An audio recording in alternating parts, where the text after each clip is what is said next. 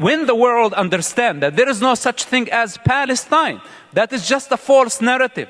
And the Palestinian entire narrative is the victim narrative. They brought themselves here, they brought the whole world here. It's not Israel's responsibility. You're a former Muslim, Arab, Israeli. You could say Palestinian. You could say Palestinian. I don't agree with it. Right, personally today, as a mature adult, I don't think I agree with the term Palestinian. You're a traitor. You betrayed your own people. I don't think I was a Palestinian ever. I mean, people who are themselves Arabs are now one of the most important group of racism. And the best way to show that you are not an Arab is to display hatred towards the Arabs. If I have to choose between 1.6 billion Muslims and a cow, I would choose the cow. You know what you are? You're a monster. I, as an Arab, was a commander over Jewish soldiers in the IDF. Take that, apartheid. You're talking about apartheid. I gave orders to Jewish soldiers to do exactly what an Arab IDF soldier said to do. He represents what sociologists call aspirational identification, the tendency to side with the figure you hope to become, not the one you are now.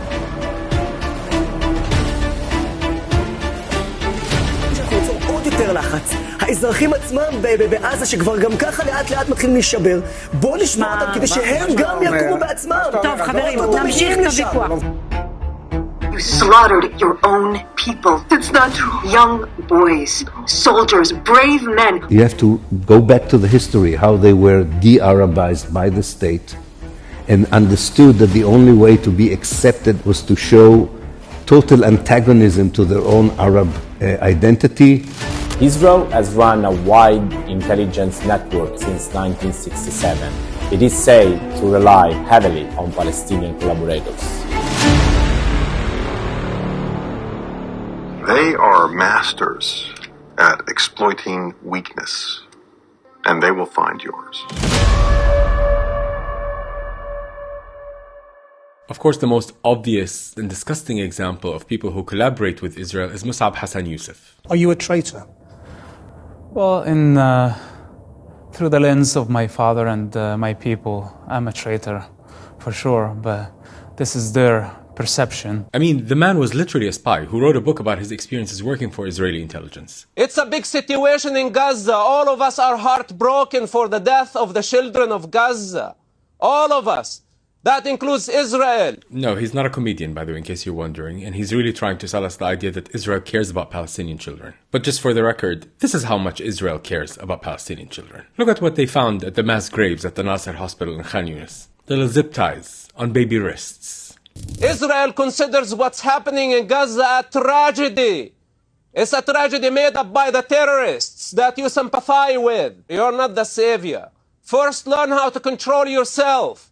Learn how to control your tongue buds. Control your tongue buds. Control it. For someone who's trying to deny his Arabness, you sure sound like an Arab when you speak. Also, this overly dramatic, like, tongue buds. You can tell he's literally translating from Arabic as he talks. But anyway, this guy is mentally ill. And while I will get into the life story and childhood of this deranged spy, because it's the stuff that cinema's made of, being the son of the Hamas co-founder, being tortured in Israeli jail, and then becoming a double agent. So stick around for all of that. But there are so many other types of traitors and collaborators that work with Israel that I want to get into in this video. Like that self-serving careerist, the morbidly obese slave for money, DJ Khaled. Not as obvious as a traitor as Mosab Hasan Yousef, but arguably more dangerous because he's part of pop culture. Of course, I'm not saying he's a spy, but he ends up whitewashing crimes of Israel and telling you, oh, look away, there's nothing here. Here we have DJ Khaled, a Palestinian American. Not only has he been completely silent in regards to Gaza and Palestine, actually, you want to know what he did do in October? He actually limited his comments so people could stop bothering him with the Free Palestine comments. Is that DJ Khaled? Hold on.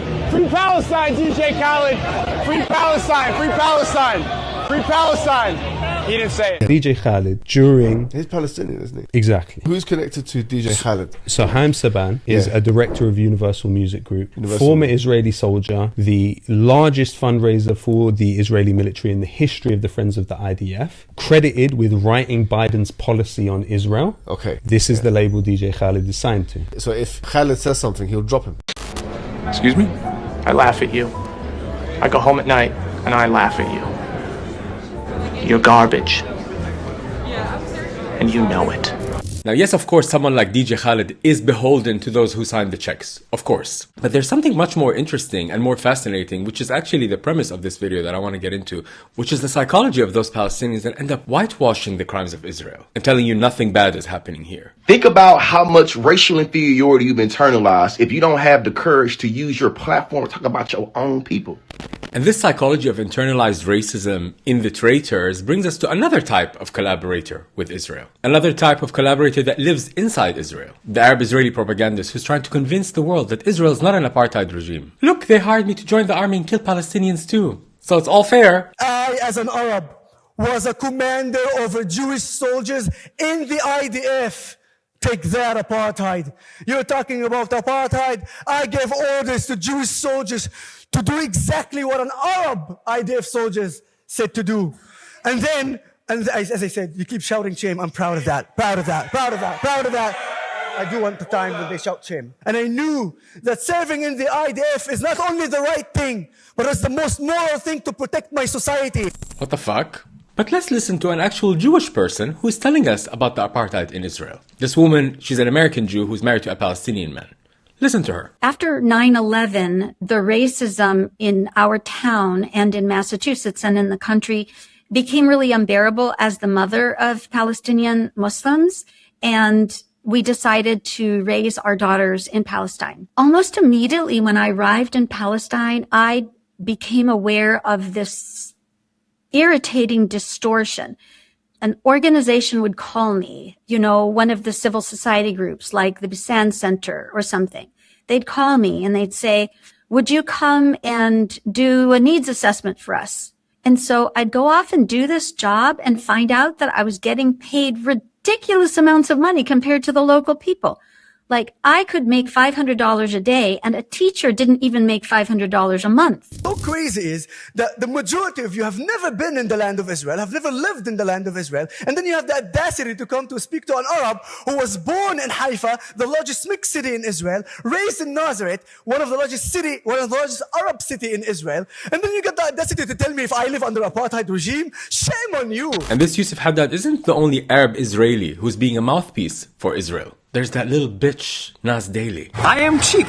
That's why I like Thailand. Nusir Yassin rose to fame on social media after leaving his high-paying job in New York, earning $120,000 a year to travel the world while sharing daily 60-second videos. But his dual identity and views on Israel and Palestine has been a point of controversy. When Israel came to existence, there were other people living there, and some people left, some people got kicked out, some people died, and some people stayed inside.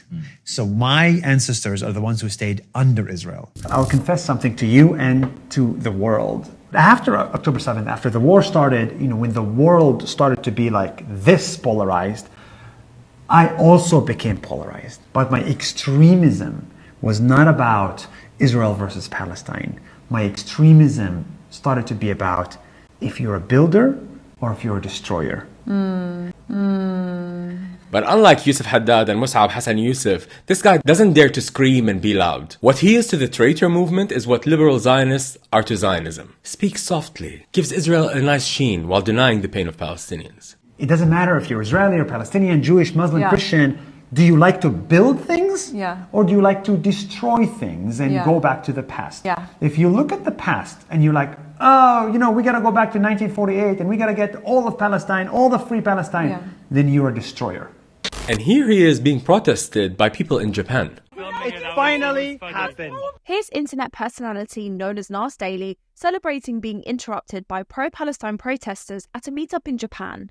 It happened to us. He's a willing tool of Israel's brutal propaganda machine. Yes. Over the years, he has been accused of whitewashing Israel's occupation and equating the experiences of Israelis to Palestinians under occupation. Imagine being so disgraceful that someone all the way in Japan, in another country, not related to Palestine, stands up for your own people as you whitewash the crimes against your own people. Imagine how despicable you are. Trash. زبالة بالعربي, زبالة. Look what a coward he is. He's even afraid to compliment Mamdani because he knows Mamdani is not approved by the Israeli state. Listen, brother, socialism is not the fucking answer. Now you got your soundbite. Have you been paying attention to the mayor's race here? Whoa! What was that laugh about? No, I've not been paying attention. Have you? No. Why do you say that, though? Why do you not say that? I asked the question. To sum it up, all these people are trash. Y'all are trash. And don't you worry, it's not just those clowns that we're going to cover in this video. I'm looking at you, Ahmed, who leads a Washington think tank. Imagine being from Gaza, the place that's been decimated to the ground by a country that wants to develop real estate while crushing the bones of your people under that real estate. And you get up there on TV and with a straight face tell people that the suffering in Gaza is because of Hamas. If you haven't had to live under Hamas's rule, it's easy for you to cheer on the resistance. If you haven't understood the damage that Hamas did, you have no authority or right to speak over actual Palestinians, particularly those in Gaza, who are screaming in agony for you to understand that Hamas has brought the most destructive episode upon its people. Say what you will about Hamas, but to deny Israel's crimes like that, like, what are you made of? How do these people even sleep at night? How do you not unalive yourself? Well, for that to happen, I guess you need to have a conscience that gets troubled enough to end it all, which these people don't have. And before we dive in, just a reminder, these are the crimes against Palestinians that these traitors are trying to hide. This is one of the most deranged videos I've ever seen in my life. Take a look at what's happening and try to figure out what's going on. There's a picture of a baby on a stick. There were men with machine guns dancing around. You've got Ben Gvir, the far-right minister from Israel. That bizarre scene was from a wedding in 2015 where a bunch of unhinged settlers celebrated this incident of settlers fire-bombing a Palestinian home and burning an 18-month-old baby alive. The settlers were so overjoyed by the firebombing and that baby being burnt alive that they paraded a photo of it around. That was the photo you saw. And they even stabbed it. They were so thrilled by the baby's death. Let's breathe.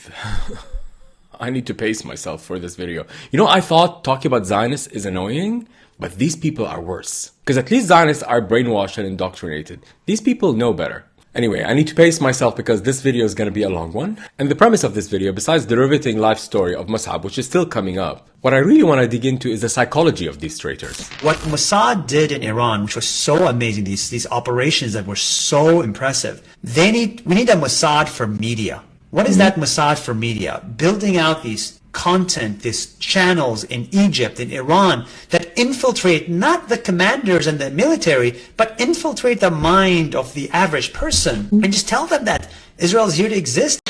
If that's not a covert admission of Israel's crimes, I don't know what is. He's literally calling for Israel to infiltrate the minds of people and brainwashing them into loving Israel. But again, the question is the psychology of that, right? Why would he do that? Why would a Palestinian who knows very well of the kind of cruelty that Israel is capable of root for those racist Israelis who despise him and his people? The obvious answer is lazy, that he's an idiot who's been tricked. It's as lazy as calling the Americans who vote for Trump, the poor Americans, the ones living in poverty who vote for Trump, idiots who've been tricked. Or the Latin Americans working as ICE agents. It's easy to just be like, oh, they're just dumb. Because just like the Palestinian traitors, these people seem to be uplifting a system that works against their interests. And again, it's tempting to call them idiots because it feels good in the moment, right? In order to understand such behavior, we have to go deeper than that. We have to look at the neurology of shame. And the unbearable pain that comes with that shame. You have to look at the pain of admitting that you're trapped by a system. That's horrible to admit. Psychologists actually call this system justification theory. It doesn't happen overnight.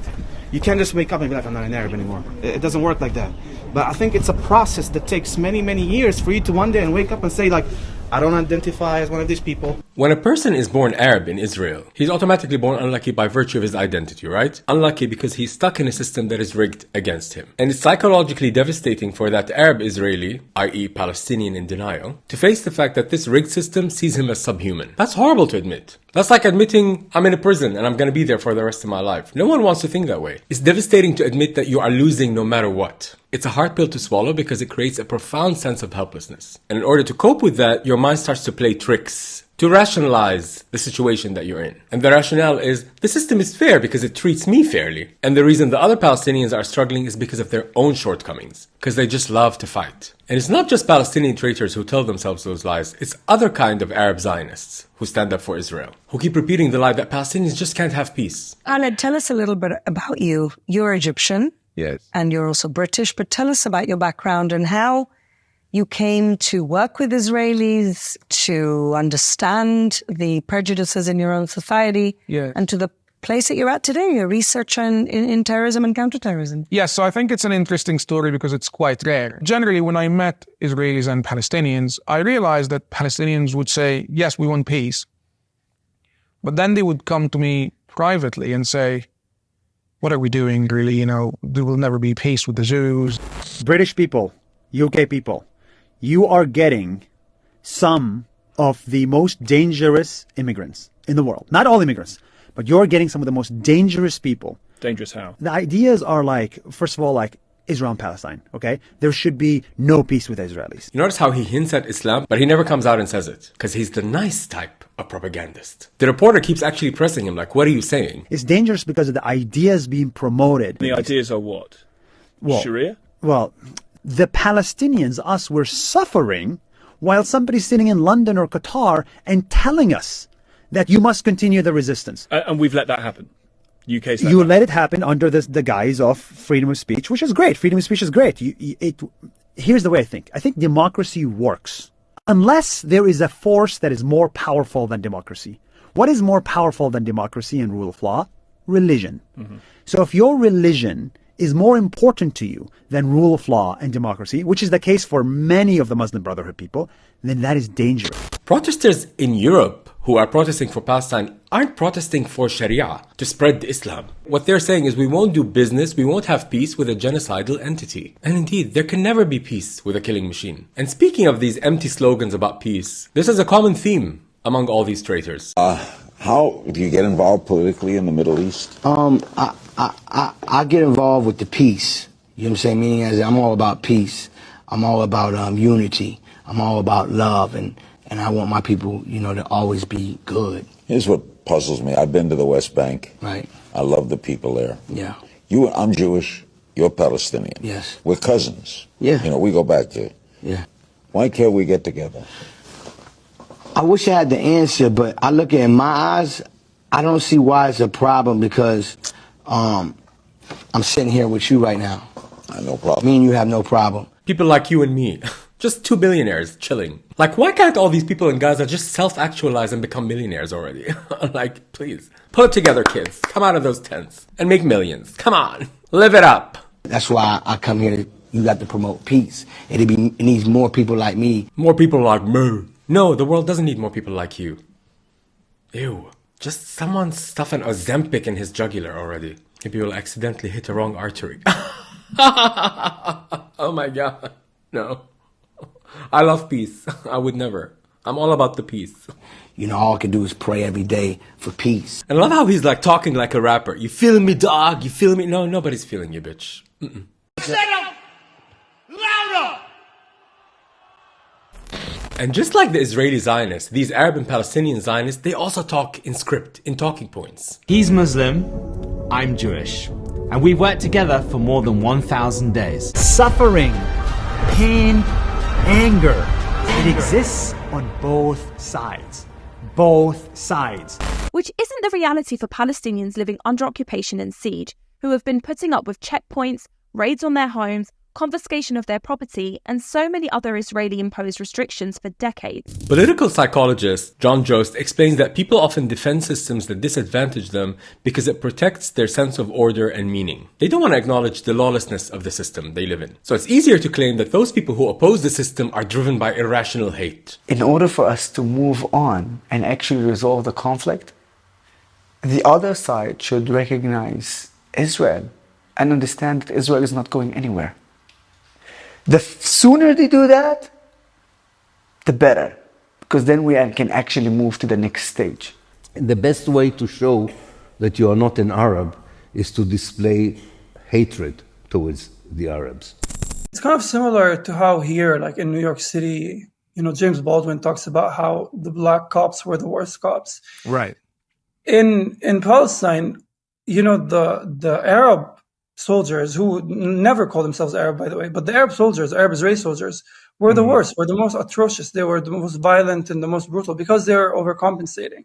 Even like Ethiopian and Eritrean soldiers are also more brutal. People say that such an assessment is like anti-black or whatever, but it's not true. I think it's because the state does not see them as fully Jewish. What's up, man? Where are you from? Israel. Did you serve in the IDF? Yes, and I'm proud of it. How many Palestinians have you killed? I don't know, 20, 50. I don't count. We are gonna disappear Gaza Strip. This is gonna be crazy. You have to see that, okay? Enjoy with us. Are you in the IDF? Yes. Do you plan on killing kids in the future, Palestinian kids? I want to bomb Gaza. I don't care about the kids. I don't care about the civilians. I don't care about them. So you'll bomb them? You'll bomb the civilians? And yes, I will bomb Gaza. I will destroy Gaza. Wow. There are 1 million kids in Gaza. You want them to die? I want all Gaza die.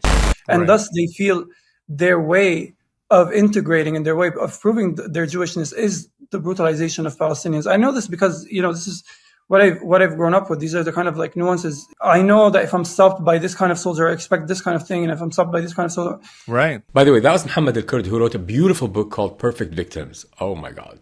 This guy's mind. He's one of many Palestinians that I'm thinking of as an antidote to these traitors that I'm going to feature in this video. Because obviously these traitors are a minority in Palestine, but they're important to highlight. But because it's makes my stomach turn to talk about them, so every now and again we're going to feature a Palestinian with honor and dignity. So Muhammad al-Kurd is one of them. But back to the garbage. I get chance when I come to speak about the reality of Israel and the reality of an Arab citizen who live in Israel.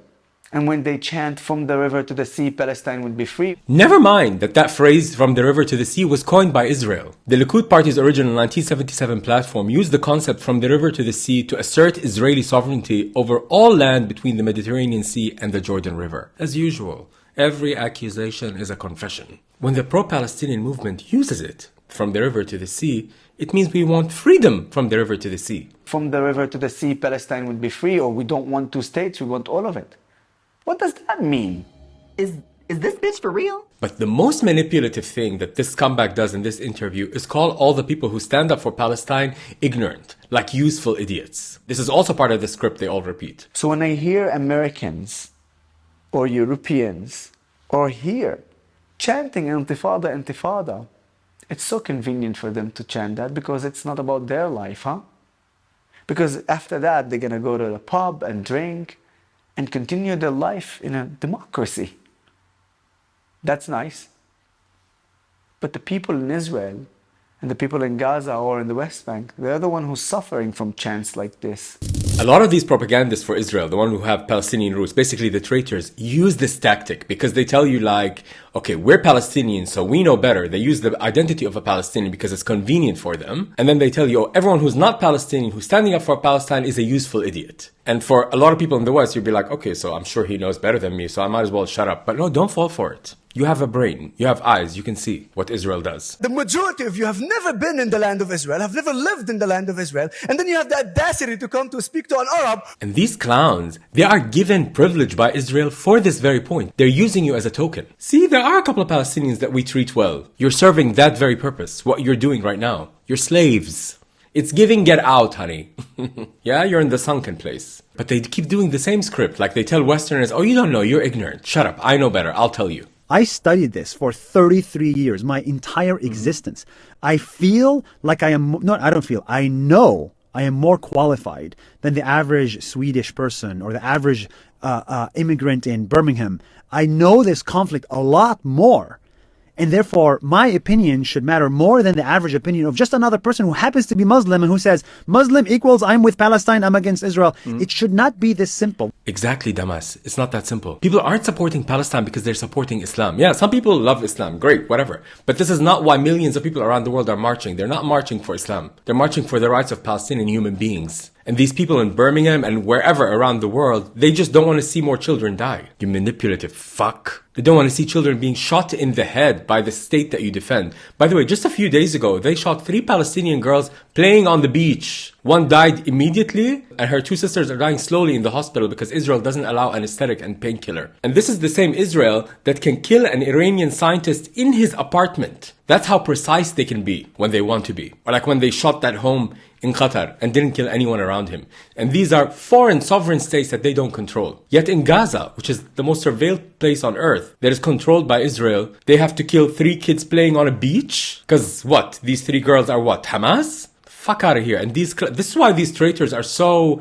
despicable and disgusting. This is the state that you're defending by telling the world, oh look, I have a job, so it's fine. You're a slave, bitch. Here with Ahmed Fouad El Khatib. Thank you so much for talking to me. Thank you so much for everything that you do. So you grew up in Gaza. It was beautiful. We had lovely moments with the family. I grew up in Gaza City in the north, lived through the second intifada, and it was painful and it was difficult. And I saw Hamas's rise to political power. I saw how they undermined the fragile yet viable peace process. You're just a slave that's repeating a script like a robot. Slave robot. Know your fucking place, trash. Fucking robots. While you bullshitting about what's going on, I felt it. I smelled it. I tasted it. I saw it. These talking points, by the way, by telling the world, oh, you're ignorant, you don't know enough about the subject, stop looking at the crimes of Israel, reminds me a lot of people who are trying to deflect from American crimes and American intervention. Like what's happening now in Venezuela. Some Venezuelans and some people who support what the US does say, you don't know enough. And granted, people in Venezuela and also places like Syria and Iraq are actually happy to be rid of dictators. But to tell people you don't know enough, let the US do what it wants? No, babe. The same psychology of these people who stand up for Israel. Like, you know, America will go down as this, brutal empire, the most sophisticated military in the world, but very little is said about America's true power. The way it's able to get people to root against their own interests. Like you've got Syrians, Venezuelans, people around the world to be like, yeah, please come in, fuck our countries. Because you're so angry at your own dictator, which you have the right to be. But to invite the US to, that's almost like a rape victim saying, oh, can you give me a new rapist? Because I'm getting tired of this one. At least I'll get a 2-second break in between. No, babe, no. Actually, these people are the ones who are being useful idiots. And they're ignorant and naive and being used to whitewash the crimes of America and Israel. Which, by the way, they're the same thing, the US and Israel. And I made a video about it. Check it out if you have time. But let's get back to the subject of this video. These traitors who collaborate with Israel, right? And specifically that lazy talking point about foreigners not knowing enough, so they should stop defending Palestinians. Check out this very fake confrontation between Yousef Haddad and a girl whose face is blurred. She's probably hired by them. The Palestinians, they have problems which we need to resolve. But the obstacle is not actually Israel. The obstacle right now is terrorist organization from Gaza. And the reason why you know this one is fake is because when Yousef is actually confronting someone, he goes from 0 to 100. But anyway, he's having this discussion with this girl, trying to prove a point that these people who stand up for Palestine don't know anything. Can I get a little bit knowledge about it? Can I get a bit more things about it? I'm not the best to ask because I'm not super knowledgeable. A person who doesn't know anything would never use those words. I'm not knowledgeable. You wouldn't say that. You would get defensive. And also, who doesn't know anything? Like, she literally knows nothing. Like, I'm just here. Like, oh my God. Girl, at least lie properly. And then she goes like, this is my personal opinion. I don't know. So wait, is there apartheid in there? If you're asking for my personal opinion, yes. Yeah. What do you mean personal opinion? As in, just my opinion, yes, yeah. Like, you know nothing? What's the apartheid? It's like, what do you do in that? Like, what? The definition of a... Yeah. I mean, again, I don't have the definition with me. And then she brings up the checkpoints, which I'm sure they planted. And then he goes like, but what about other countries? Other countries have checkpoints on the border. I think from what I believe, you've got checkpoints. So... Well, you have checkpoints also in between countries, no? But West Bank is not a country. West Bank is occupied territory. And also, the other countries that have checkpoints, do these checkpoints also stop an ambulance? Like literally Israeli soldiers would just be playing with their video games and their phone, refusing to let an ambulance go through. A Palestinian ambulance.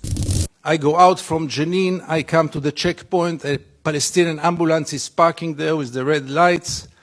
I stand after him. No cars can get out of Jenin in those days. No cars can get in. And I wait. The soldiers are playing backgammon in the tent. So I stayed in the car. But after 40 minutes, I couldn't take it. And I went out from the car. I went first to the Palestinian ambulance driver and I asked him, what's going on? He told me that's the routine. They let me wait 1 hour until they come and check the ambulance. And I couldn't take it anymore. And I went to the soldiers. It became a confrontation. But the question that I asked them, which really brought them to direct their weapons toward me, was one. What would have happened if your father would have been lying in this ambulance?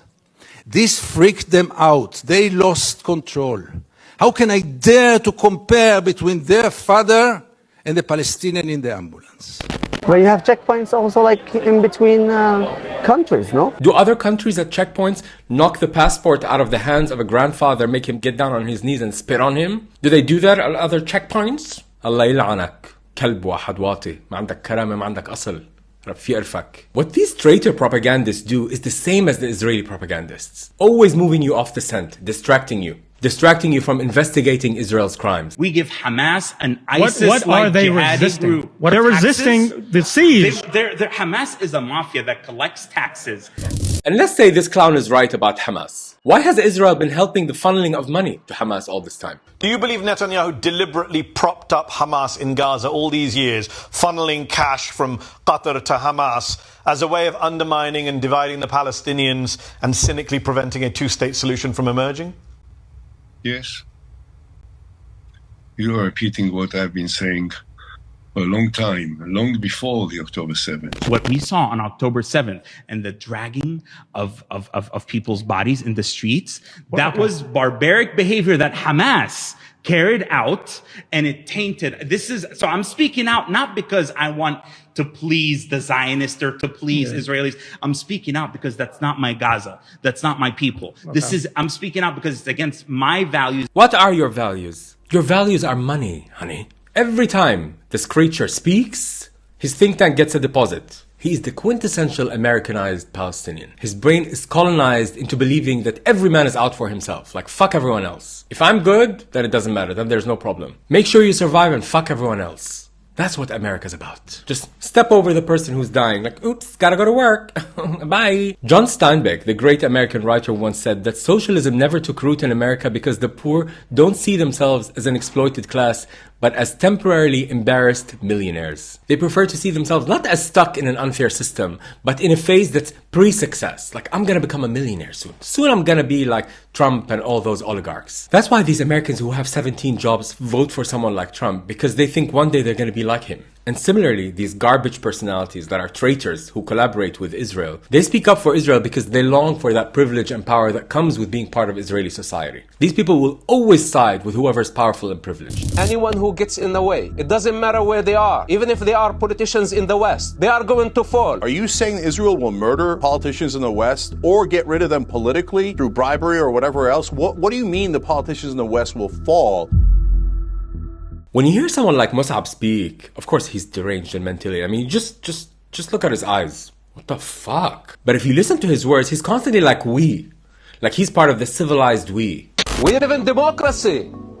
And we have the right to bring them up and to bring them down. And he tells himself that so he can feel equal to them. But sooner or later, someone like him will be discarded of. Because he means nothing to Israeli society. Because they think just by him being an Arab, he's always going to be subhuman. Just look at this picture of him posing with this other propagandist, the Israeli propagandist, Lizzie Safetsky. He can't even dare to touch her. And don't worry, the story of how this traitor became Israel's most important spy is still coming. But for now, I still want to say a little bit more about the psychology of these traitors, of why they keep pretending that Israel treats them as equal. You say it's not an apartheid. They would say, what about Judea and Samora or the West Bank? Isn't that apartheid? They would say, or people are saying, well, Israel laid the siege on Gaza. Isn't that apartheid? These people are so twisted. I cannot even, it's beyond my comprehension. Because how can you take the values of democracy in the West and try to apply it to a region that does not actually believe in democracy. It's very humiliating to admit that you support Israel because you're afraid. No one likes to admit that they live in fear. So of course these so-called Arab Israelis, who are again Palestinians in denial, Palestinians afraid to admit that they're Palestinians, so of course they're going to keep peddling this propaganda and tell you that it's out of their own volition, that they choose to say these things. But think about it, if Israel arrests you for posting something online or for your WhatsApp profile that shows support for Palestine,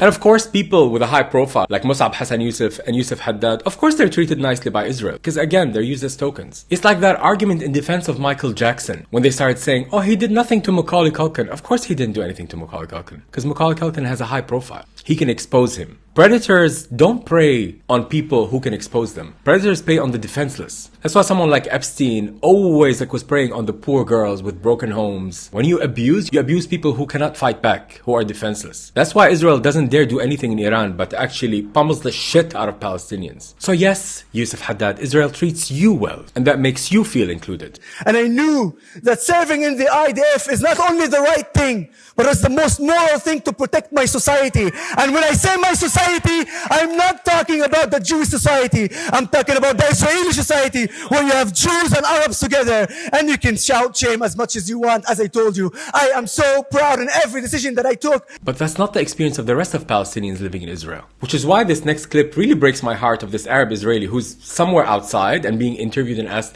do you consider yourself Israeli or Palestinian? She does a lot of like walking around on eggshells, trying to not answer the question, and you're like, it's clear. She's afraid to say she's Palestinian. الأخبار عاملة إيه؟ تمام تمام كله تمام؟ تمام ممتاز. أنت منين؟ أنا من إسرائيل فلسطين. إسرائيل فلسطين 48. طيب أنت اللغة الأولى والثانية عندك إيه؟ عربي عبري. عربي عبري. أنت بقى بتصنفي نفسك كفلسطينية ولا كإسرائيلية؟ سؤال صعب. بس أنا بصنف نفسي هون وهون. هون وهون. يعني أنت نفسك لما حد يجي يسألك أنت نفسك بتحسي إنك أكثر فلسطينية ولا؟ الإحساس الأول لا. Imagine you had to do all these mental gymnastics to avoid saying you're Dutch or Portuguese or wherever you're from. Imagine admitting where you're from is something that you're afraid to do. That's like 1930s Germany. Arab Israeli is a very much an Israeli term. That's like Really? the problem of it. It's to Israelite us. So let's switch the roles. How would you identify yourself? I think the term that describes every person from our community are all Arab citizens of Israel. The vast majority of us are Palestinian citizens of Israel. And I included that last clip to remind you that there's also a lot of pain in those people who are Arab Israelis who are afraid to speak up for Palestine. And it must be emphasized how painful it is to be stuck in such a system. And I don't blame these people. I blame people who are out there like working as propagandists for Israel. It's one thing to be afraid to speak up, because you have to protect your children or not get killed, basically. So that's one thing. But to get up there on TV and start saying that Israel respects Arabs and Palestinians. I mean, just listen to this scum, Yousef Haddad, early on in the genocide, saying that Israel didn't bomb that hospital. Attention. This is an urgent video. You must have heard about the hospital in Gaza that was bombed. Hamas and the Palestinians, and indeed the world, rushed to blame the state of Israel. So listen to this. This is a lie and a propaganda. Israel did not bomb the hospital in Gaza. And after an investigation, it turns out that the IDF did not conduct any activity in the area at the time of the strike. And the perpetrator of the bombing is another terrorist organization in Gaza, the Palestinian Islamic Jihad. And continued to lie about it as months went on. And now, 2 years later, 36 hospitals destroyed later, all the healthcare system is completely destroyed, and he still didn't issue an apology about that. This man is so disgusting that he's being called a traitor live on TV by an Israeli journalist, Gideon Levy. Imagine you have to be that much of a lowlife, that an Israeli has to point out to you what Israel does to your people. And of course, again, he loses it. Which is again proof that when he was cool, calm, and collected when he was confronting that protester was fake. Because this guy's always losing it. And these traitors, they always get so triggered when they're confronted because deep down they know they have no dignity. That's why they get so triggered when they see Palestinians or people who stand up for Palestinians risking their lives, going to jail, standing up in protest, because it reminds them of what low lives they are. And most of the times, these traitors actually come from suffering themselves. And they don't want to be reminded of it. It's like, finally, I have that behind me. Finally, I'm in the circle. I'm respected. I mean, I'm sure the life of this Mosab Hasan Yousef couldn't have been easy, growing up the son of the co-founder of Hamas. And we're still going to get into it. I'm teasing you, I know, but it's going to be great. I mean, this guy, his dad was getting arrested all the time when he was a kid. He was out on the street selling sweets. Like, he comes from suffering. And Israel exploits this brilliantly. They are masters at exploiting weakness. We all have weaknesses. We all do. And they will find yours. You always look for weaknesses.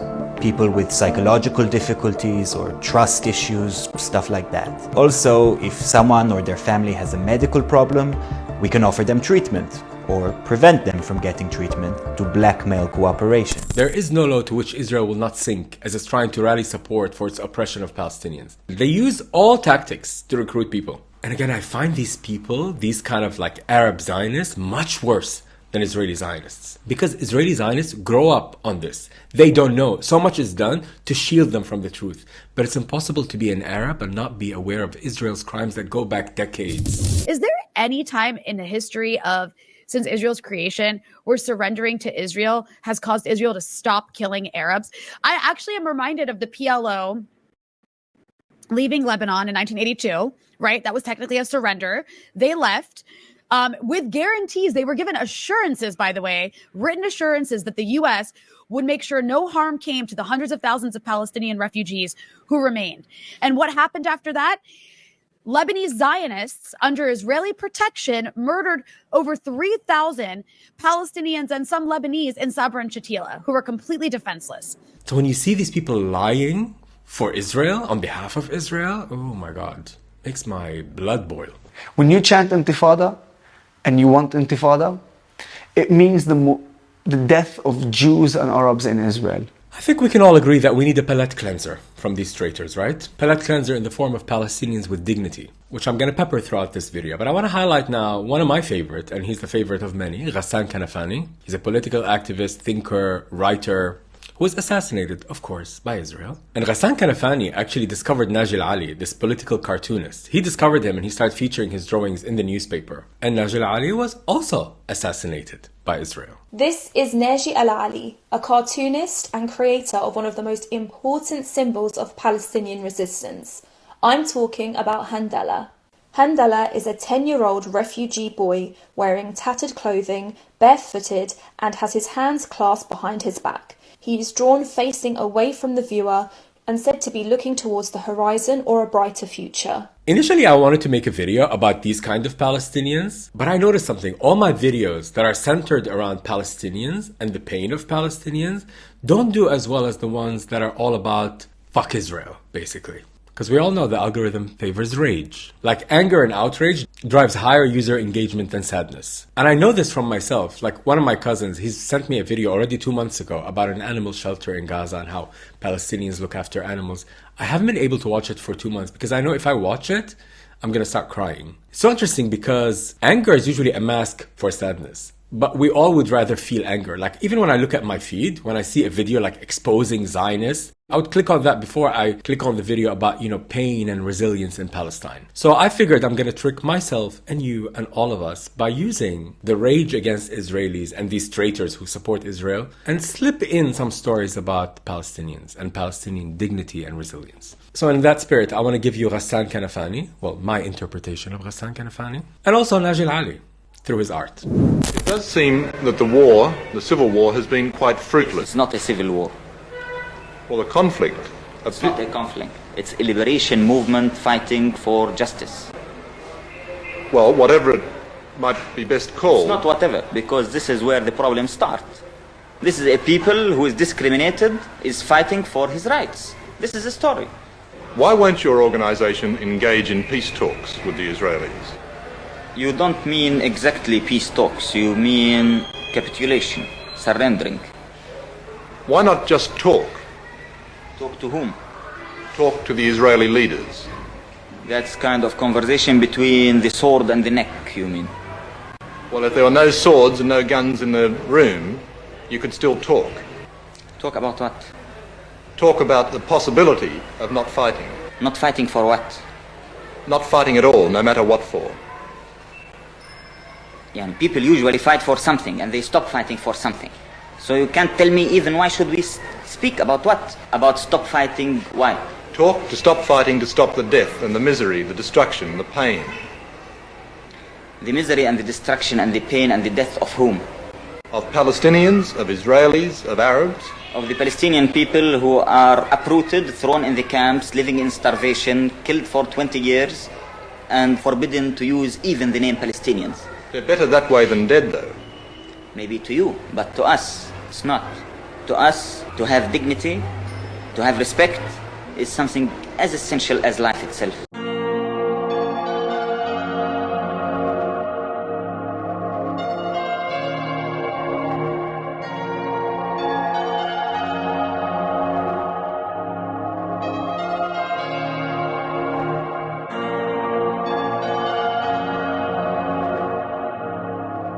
Happy New Year, you guys. What a great start to a year. Wow. Wow. You know, these days I can't help but remember why I started In Denial in the first place, because I've said this before. In Denial is like an homage to all the years I was like asleep with drugs and just like unaware, because there is a sense of safety and comfort in delusion. It's like, wow, this reality is too much, babes.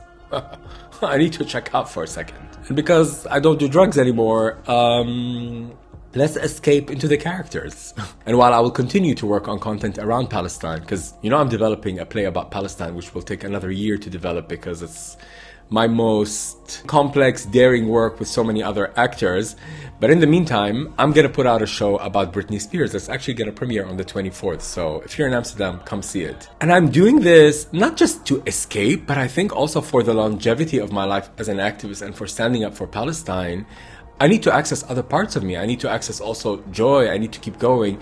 And also to spread the message of Palestine to people who wouldn't want to hear about it. Anyway, so the show premieres on January 24th. The link is below for all the dates. And I've started coaching again, doing my creativity coaching. And my website is now updated where you can purchase directly online. I don't know, it's been a lot of fun coaching people. So if you want to unpack why you're stuck, check out my website and book a session with me. Get a taste of In Denial and become actually awake. Speaking of In Denial, it doesn't get more delusional than the characters I'm centering in this video. Because they know the truth about Israel, yet they continue to lie to themselves. Just check out this former Mossad head. He's not one of the traitors, but check out what this former Mossad head openly says. What a creative idea. I do. Okay, we have agreement. Suddenly they send some missiles. Our people send missiles from inside. And then we said, oh, there is a missile from Gaza. So now we can answer them. Everything is possible. We are going to erase Gaza. We have to take the people there and send them to Libya.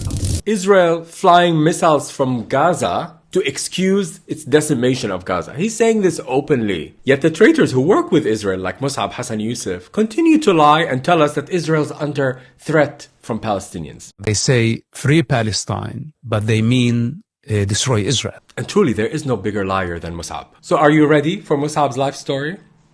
The time has come.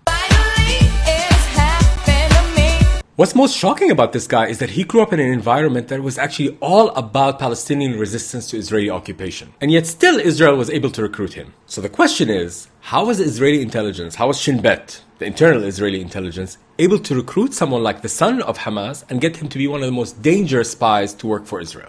Mosab was born in 1978 in the West Bank, in Ramallah. His grandpa, Sheikh Yusuf Dawood, was an imam of a mosque. Meanwhile, his dad, Hassan Yousef, studied Usul al-Fiqh, which is the principles of Islamic jurisprudence, and then worked as an imam in the old city of Ramallah, and went for higher studies in Jordan in 1974. Mind you, 1974 was around the time Muslim Brotherhood was starting to get active in Jordan, and after that he returned to Palestine with his friend Sheikh Ibrahim Abu Salim, one of Muslim Brotherhood's leaders in Jordan. Israel has always been aware of the comings and goings of these so-called terrorists, the people it calls terrorists, and it actually allows them to move freely in and out of Gaza because it serves them. But then they act surprised by the power of these terrorists because it serves them as consent for genocide. Check out this former Mossad head bragging about how Israel has booby traps and spies in every country with this typical Israeli hubris and arrogance. But then when the guy asked him, what about Gaza?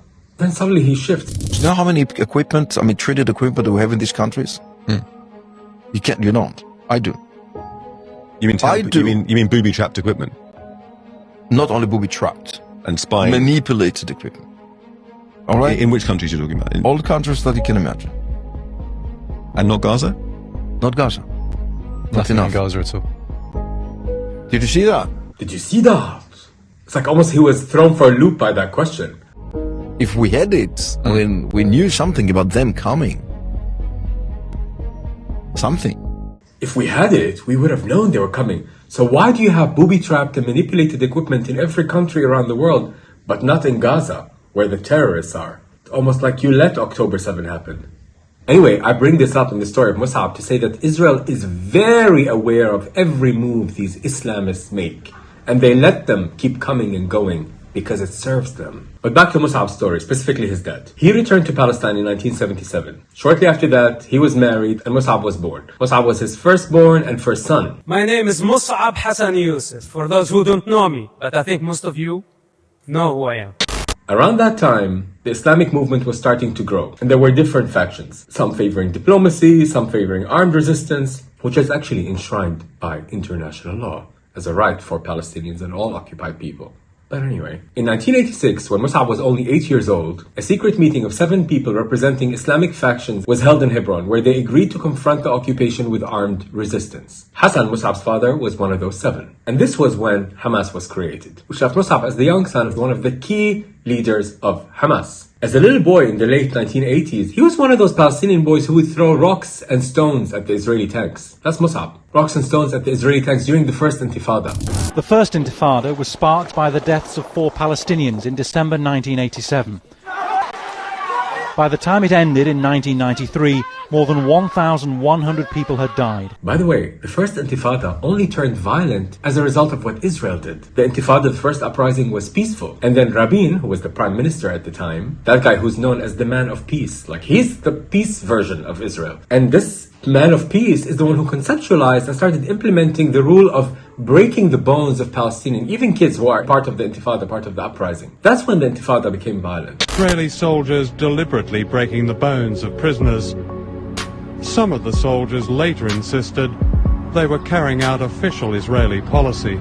And in fact, during the first Intifada, Israeli soldiers stormed Mosab's house and arrested his dad violently in front of him. Mosab didn't understand why this was happening. And after 60 days, Mosab found out that his dad was in the Maskubiya prison, one of Shin Bet's most notorious interrogation centers. Lawyers representing Mosab's dad said it was difficult for him to come out. So there was no income for the house, he was just 10 years old, so his mom would start to make sweets and Mosab would sell them on the street. Can you imagine the poverty? And it makes you wonder, like, is the life of luxury and comfort and privilege is one of the things that they actually coerced Mosab with? But in 1989, Mosab's dad was released from jail, but this wasn't the last time, because between 1989 and 1992, he was arrested and released 6 more times. Think about it. Why does Israel keep releasing these dangerous men, but you have Palestinian teenagers who are tortured to death in jail and never released? Why? Because they love having those so-called terrorists around as an excuse to keep doing what they're doing and stealing land. You're saying Benjamin Netanyahu deliberately boosted Hamas to try to prevent a Palestinian state? Yeah, sure. He deliberately and systematically even told on record, whoever wants to avoid the threat of a two-state solution has to support my policy of paying protection money to the Hamas. So what we did, with the permission of our Prime Minister, is to let Qatar to transfer a huge amount of money in cash, probably more than $1.4 billion.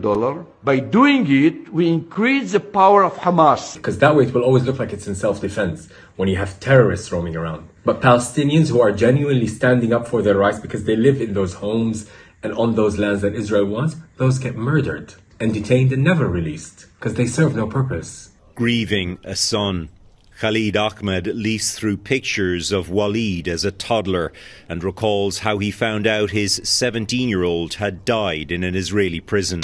But then in 1992, Musab's father was deported to South Lebanon, along with 415 leaders of Hamas and Islamic Jihad. And he remained there for 2 years until 1994. Why South Lebanon, you ask? Because it wants to have terrorists in Lebanon. Because South Lebanon and the Litani River is one of the things that Israel wants. All the way to the north. Border with Lebanon, Syria, and hallelujah, which is actually included in the Promised Land. Can you believe it? Anyway, back to Musab's story. His dad was deported to Lebanon and brought back to Palestine. I tell you the story just to give you the background about his childhood, Musab. Like the kind of home that was broken continuously by Israel in front of his eyes as a child. And then in 1995, Rabin, the man of peace. I'm all about peace. Who broke the bones of Palestinians, peacefully of course. Was assassinated, and Israel wanted to crack down on national security and prevent any celebration of assassination. So it put pressure on the Palestinian Authority to control and arrest any Palestinian resistance. And this is a very crucial point in Musab's history, because this was the first time where you start to see Palestinian on Palestinian violence. This was the beginning of the gap between Hamas and Palestinian Authority in the mid-90s. And Musab, who was now in his late teens, decided to take matters in his own hands, to start getting armed, to take revenge for his people against what he saw Israel do to his people. This shows you that this motherfucker deep down inside is very aware of what Israel is. He wasn't indoctrinated, so he's choosing this. That's why it's so painful to hear him say what he says now. This is not a famine. This is not a genocide. Genocide and famine require, or starvation of the population of Gaza requires intent. Israel does not have the intention to starve the people of Gaza. We have a problem with distribution because Hamas is shooting at people who take aid from the United States and Israel. Also psychologically, this is a man who grew up in the shadow of one of the leaders of Hamas. So imagine also what he's constantly trying to live up to in his mind. I was born a Muslim. I went to a Sharia school. My father is Muslim Brotherhood. So in the 1990s, this was Musab's first brush with Israeli authorities. When he first started to become part of the resistance. This was the first time he got arrested. They arrested him and tortured him. According to people I've spoken to, recruitment often takes place in prisons with the use of pressure and threats. While in detention, Palestinians might be left with little choice but to cooperate. But what's very interesting is that the offer they made him to start working for them, because the son of Hamas is of much more use to them as an agent. So he accepted, and that's what started his path as a double agent. But at this point, he agreed with the intention that he's going to bring down Israel. He was just performing as a double agent. He was still not pro-Israel. How did that process happen while you were in jail? I mean, were you turned, or was this a thought process that came to you yourself? Actually, my goal was, when I agreed to work with Israeli intelligence, is to be a double agent, to work for Hamas against Israel. And this is where a very important Israeli character comes into the picture. Gonan ben Itzhak, with the Arabic code name Captain Lu'ay. Gonan was basically Musab's handler. And this is when they transferred Musab to the Megiddo prison, known for its severe torture against Palestinians, and put him among other prisoners, which was very intentional for the Israelis to see how he operates among other Palestinians. Again, it's important to mention that Musab's intention up until this point was still to work against Israel. But what Musab started to witness in that Megiddo prison was starting to slowly change him and his trajectory. Now, when I was transferred to prison and I witnessed Hamas brutality and I saw that they were killing our own people, I started to ask questions about the real nature of my father's organization. As far as the Palestinians inside that prison, a lot of them were Hamas fighters, they're always hyper aware and hyper vigilant that any Palestinians that comes through might have been worked by Israel and might be an agent for Israel. Because Israel always blackmails, extorts, tortures, does all these things to get Palestinians working for them. So the Palestinians inside that jail are on the lookout for that. So anytime a new prisoner comes in, they would ask him, like, are you working for Israel, to see if they're lying? Because if someone says no, Israel didn't try to make me work for them, they know they're lying. And indeed, Hamas leaders inside that prison asked Musab, like, so did they try to work you? Like, did they try to get you to work for them as a spy? And Musab was honest. Yes, they did. And I agreed, but my goal is to work as a double agent to help Palestinian resistance. But at the same time, Musab was witnessing a very brutal side of Hamas inside that jail. How they would execute people that they even suspected of working for Israel. And this was the seed of when Musab started to question whether Hamas actually represents him or not. Tell me again the turning point and whether it was a person that you trusted, somebody who came to you. Who turned you from wanting to be a suicide bomber to working for the Israelis? It's not about trusting somebody. It's about my own experience, figuring out who's my enemy. I grew up in a society that Israel was my enemy, and this is how I was learned. And when I was in prison, I found that there could be other enemies. Also, there are other enemies in the community. So I was confused. Personally, I was confused who was really my enemy. Because you have to keep in mind, there's nothing ordinary about this man's history and life. Everything is high stakes. Like, you go from the son of one of the founders of Hamas to working for Israel. Everything is about lying and betrayal and death, and the stakes are always very high. And actually, Israel knows that, and all intelligence agencies knows that. There's a guy called Andrew Bustamante, I don't know if I'm saying his name right. He's a former CIA agent, and he talks about this, how spy agencies, they're always on the lookout with people with certain kind of trauma in their history. Because trauma can prime someone for becoming a spy. People who have a certain amount of trauma when they're kids become high performers later in life. What that's really saying is that we're a little bit crazy, but we're crazy in a useful way. Because the coping mechanisms that you develop in response to trauma can be utilized very well in the intelligence world. Like, one of the trauma responses can be compartmentalization and disassociation. And this is very useful for spies because spies must often live double or triple lives, keeping their different worlds strictly separate. There's also hypervigilance, suspicion, paranoia. Being suspicious of people's motives can be an asset in counterintelligence and operational security. And then there's emotional detachment, to feel less guilty. That's also helpful for spies because they carry out morally ambiguous missions required from a spy. So I say all this to say that Mosab always had that setting, that default setting of mistrust and suspicion and paranoia in him, which made him perfect as a spy for Israel. And this is where his handler, Gonan, started to pick up on. Let's turn that mistrust towards Hamas, and in turn towards all Palestinians. So any kind of weakness that we can use in order to get this first connection and cooperation. Obviously, once you get that, you put the person at double the risk, because now he's a traitor. So you have even more control over him. Because being the son of Hamas is the only side of Palestinian life that Mosab knows. So Gonan started to represent that the violence he's witnessing in jail is representative of all Palestinians. And you can see this in Mosab when he speaks in all his interviews. Every time I go to the airport, I know that I can credit it to Muslim terrorists. And in fact, if I want to go even prior to that, thanks to the Palestinians who hijacked commercial airlines, blow them up on the runways, kidnapped people. And since then, we had to take extreme security measures. And Gonan was starting to tell him that by working with us, you're not a traitor to your people, you're actually saving your people from Hamas. And this is when Mosab started to work for real for Israel. And in 1997, he was released from prison and was working for Shin Bet. So now imagine, son of one of the leaders of Hamas is released by Israel into his society and is now the eyes and ears for Israel. Imagine the paranoia you must be under. But he had a condition that his info cannot be used to execute any of the Hamas leaders, because then they would immediately know it's him and they would blow his cover. So you could only arrest, not execute. And there were many people that were arrested as a result of Mosab being a spy for Israel. One of the people arrested was Ibrahim Hamid, leader of the military wing of Hamas in the West Bank, as well as Abdullah Barghouti, one of the bomb makers of Hamas during the Second Intifada. And of course, Marwan Barghouti was arrested in 2002. And at this point, Mosab stopped differentiating between anything with Hamas or Fatah. All Palestinians are the same. And it's very important to stop here and talk about Marwan Barghouti because, again, he's an antidote to these traitors. Because Marwan Barghouti is known as the Mandela of Palestine. He's secular, and he's been in jail now for over 25 years. Because Israel would never want a man like that out because he will unify all Palestinians, and they cannot call him terrorist. Marwan Barghouti's story is so heartbreaking because the first time he experienced Israel's brutality is when they murdered his dog. Again, another side of Palestinians that you don't see, that they love their pets and they love animals.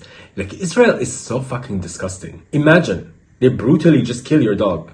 Like, it's a small thing, but it just shows you, like, the depravity of these people. The Israelis succeeded to arrest my body, but not my head, and not my soul. They will not succeed to do that. They will not break our will for independence and for freedom. Anyway, this man was arrested thanks to this deranged spy, Mosab. This fucking clown was discussing Marwan Barghouti on a debate with Abby Martin on Piers Morgan. Because She brought up Marwan Barghouti as a man of peace who could rally all Palestinians behind him. I am Arab. We are not Palestinians. We don't want Hamas. We don't want Islam. We want Islamists out of power. Okay. It's as simple as that. All right. As far as Mosab's point about Hamas, I think that, Mosab is the Palestinian who hates Palestinians. He's developed a lucrative career being able to lie about basic facts about this conflict. And so when he says Palestinians or Hamas, what he really means is he thinks that all Muslims are terrorists. He is actually credited to jailing what is called the Mandela, the Palestinian Mandela. Marwan Barghouti. This is a guy who he put in prison 20 years ago, who was marching side by side with Israeli peace activists denouncing Hamas killing civilians. And then in that debate, Mosab was like, he cheated on his wife! What? The fuck does that have to do with anything? Also, why are you yelling? Are you in a football field? Like, we can all hear you. And this parrot has been just repeating Hamas propaganda. Marwan Barghouti that she's talking about him, she never met him. I knew Marwan before he got to power. He's a criminal. He cheated on his wife. He has a secret son that he never revealed it to the public. First of all, if you look into the story of Marwan Barghouti, his wife loved him and adored him and stayed by his side and continued to teach his kids to love him. So that marriage was not broken. But even if Marwan Barghouti was cheating on, was a playboy, sleeping with all these women, how does that change what Israel does to Palestinians? Again, typical Israelis, just deflecting.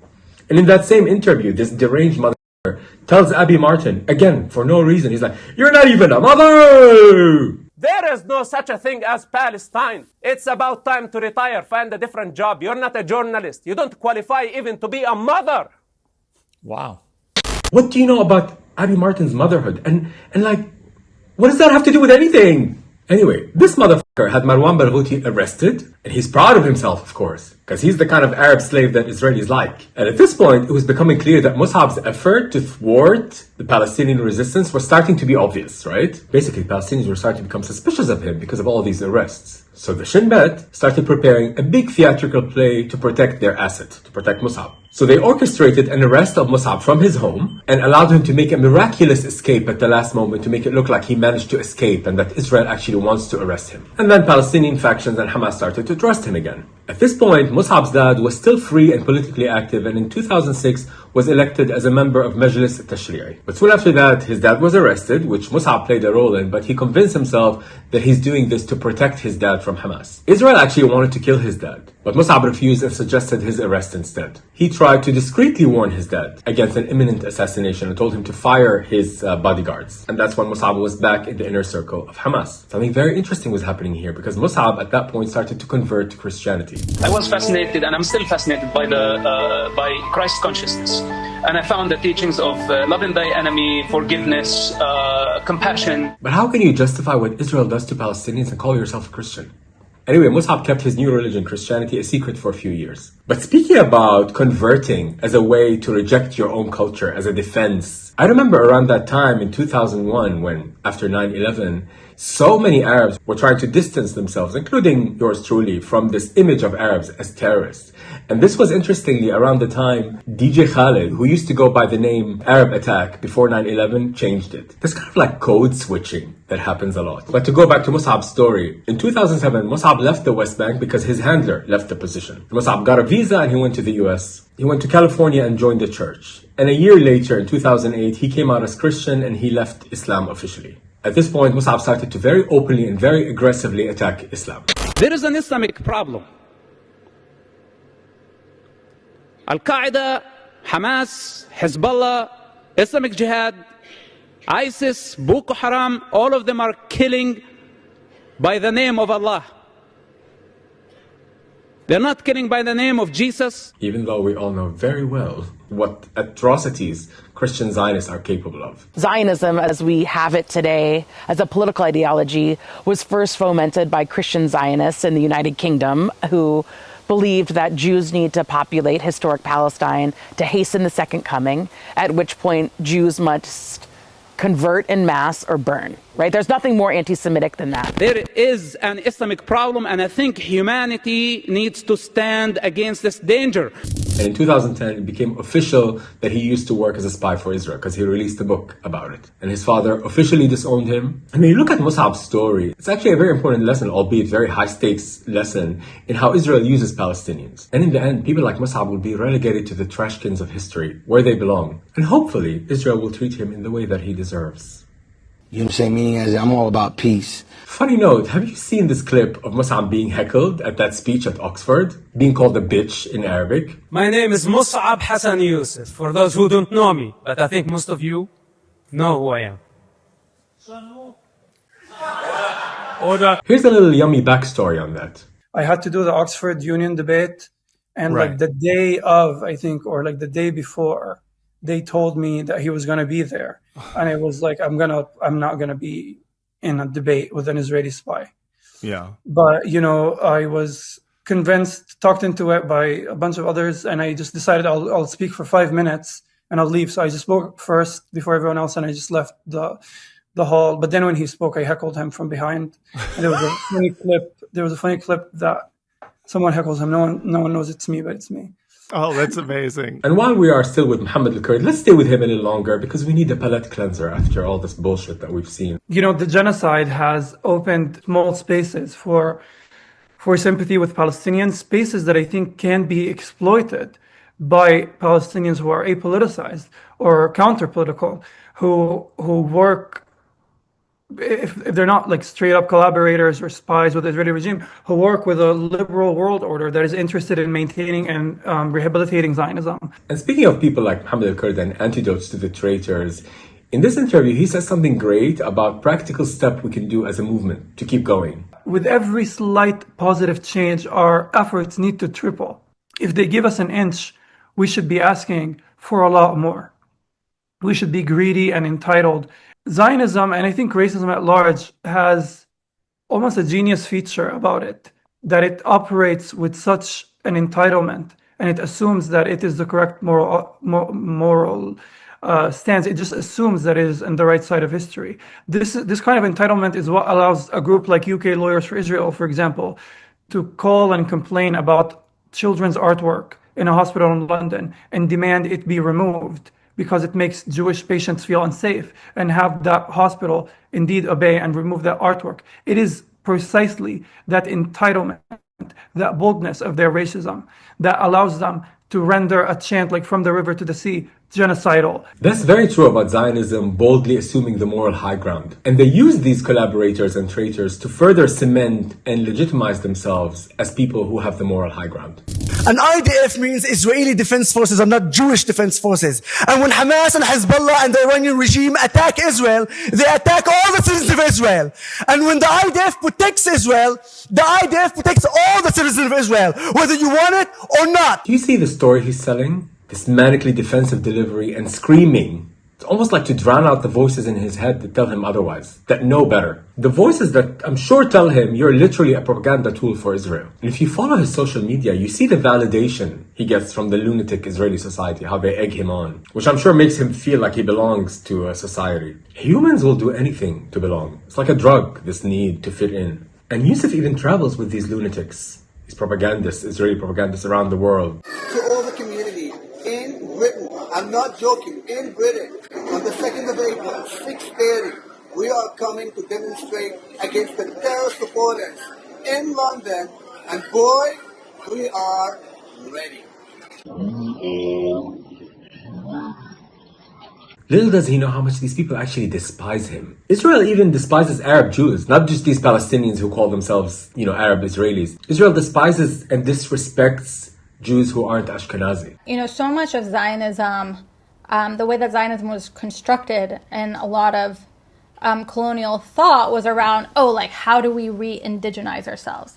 Which is why they saw Palestinians as a threat. But, the Arab Jews kind of add this weird mix into it because Arab Jews already belong to the region. There was just an innate belonging in terms of practice and culture and all of that. And in some ways that was a threat, right? Because the Ashkenazi Jewish Zionists wanted to be the ones who are we have the sole claims to this land, and this it kind of threw a wedge in that whole plan. So part of what needed to happen for that plan to succeed kind of wipe away the Arabness of Jews of the Middle East.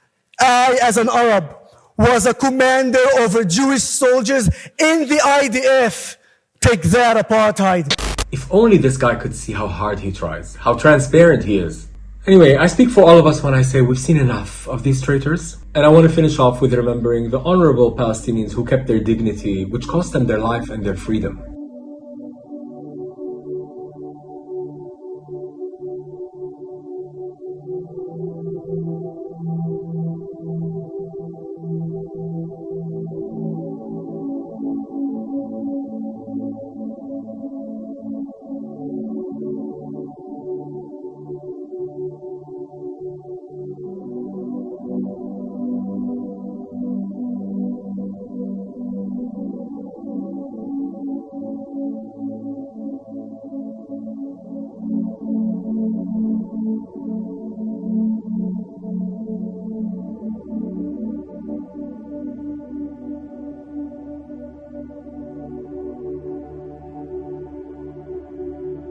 So until next time, you guys, I love you and thank you for listening and for keeping Palestine in your heart. And never forget what Palestine has taught us in the last couple of years.